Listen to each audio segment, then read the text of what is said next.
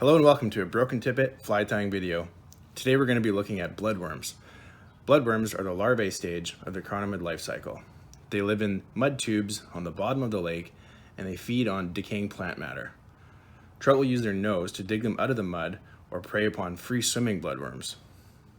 They come in a variety of different colors: red, maroon, olive, or a slight combination of the two.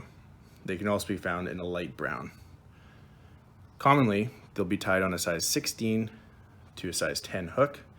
And when you're imitating bloodworms, you want your fly on or as close to the bottom as possible. In the vise today, we're using a size 14 straight nymph hook. And let's get started. And the bead that we have on the hook here today is a size 3/32 black nickel. And the thread that we are applying is a red 70 denier UTC. So I'll come in here, trim that tag end, and I'm just going to dress the hook. So we're just going to go all the way back to where that curve starts, and we will bring our thread back just behind the bead.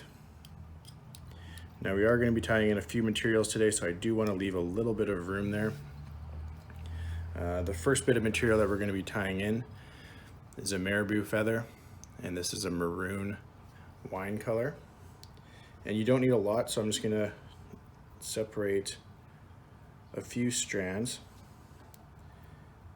and take those off. And we're going to apply them just behind the bead. Now, an important thing with bloodworms, as opposed to a chironomid pupa, is that there is no taper, so you want everything to be as even as possible from the base of the fly all the way down. We will stop at the same point as before, just behind where that curve starts, and we can bring our thread back just behind the bead, and I'm going to come in here and trim off the top and kind of seal that down. The next material that we're going to be tying is a silver size small ultra wire. We will do that just below the bead here with one strand over top. And I'm going to slightly pull back on that wire, bringing it just below the bead. And we're going to tie that all the way down right where the tail starts, and we can bring our thread back just below the bead there as well. The next material we're tying in is a red buzzer wrap, and you'll notice that all the material we're tying in is going to start just behind the bead. That way we're not jeopardizing the taper of the fly. So nice thread wraps all the way down and back up to the top. And I'll come in here and trim off that bit of buzzer wrap there. And the last material that we're tying in is Flashabou, and this is a tinsel flash. And what this is going to do is it's going to give us some nice color that's going to pop through underneath the buzzer wrap, which you'll see here shortly. So we'll tie that in, finishing at the same point on all of them. And we will bring our thread just behind the bead again and trim off any loose pieces. So you can see the body there, we have a nice even taper all the way up. And we're going to start wrapping the Flashabou. Now when you're wrapping this, you don't need to do overlapping wraps. You can kind of do segmented wraps all the way up. And what this is going to do is just going to give us a nice shine through the buzzer wrap and help this fly stick out in the water. I'm just going to redo that a bit there.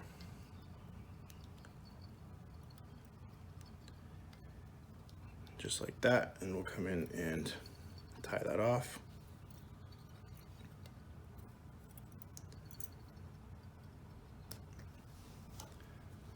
And now we can wrap our buzzer wrap into the same spot. This one we will do overlapping wraps. And you can see that Flashabou sticking through the buzzer wrap, so that looks really sharp. And same as the other material, we're just going to finish it off right behind the bead.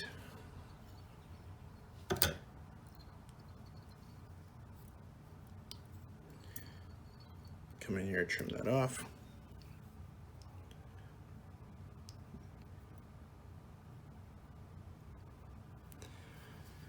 And then the final little bit, we are going to wrap the wire.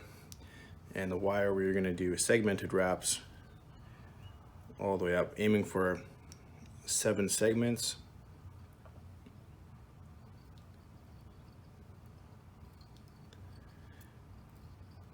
Even all the way to the top. And finish off behind the bead. So you can see with all the material that we're tying in right behind that bead, we want to make sure that we leave ourselves a lot of room. And you can see our body has a nice even taper. I can come in here and helicopter the wire off. And I'll come in with a few more thread wraps over top, where we can come in with our whip finish tool. Couple turns with the whip finish.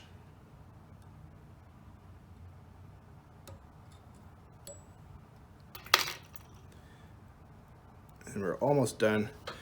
So bloodworms never really get above 1 inch in length. So when you're trimming off the tail, you don't need a long tail. So we're just gonna come in here, rip off some of those fibers, clean this up so it's nice and even. And the tail's gonna give us the Marabou gives us a nice movement through the water. Bloodworms do have a lot of wiggling when they're free swimming, so this will be perfect. And then we're gonna finish off with a dab of resin. And with the resin, less is definitely more. So we're just gonna come in with a few little dots, and then we're gonna use our bodkin to give us a nice even coat. Now the resin is going to give us a bit of a durability factor. It's also going to help shine that Flashabou through even more. We can come in and give this a quick zap with the light. And you'll notice that I shine the light on, remove it, shine the light on, remove it. That way you're not giving any smoke or anything that comes off the resin. And that will dry. And there you have it. A very simple bloodworm, easy to tie, very effective. So give us a like if you liked the video, and please hit that subscribe button. Thank you so much. Thank you for watching another Broken Tippet video. If you have any questions, leave them in the comments below. If you like what you saw, hit that like button and hit that subscribe button. Thank you so much. Fish on.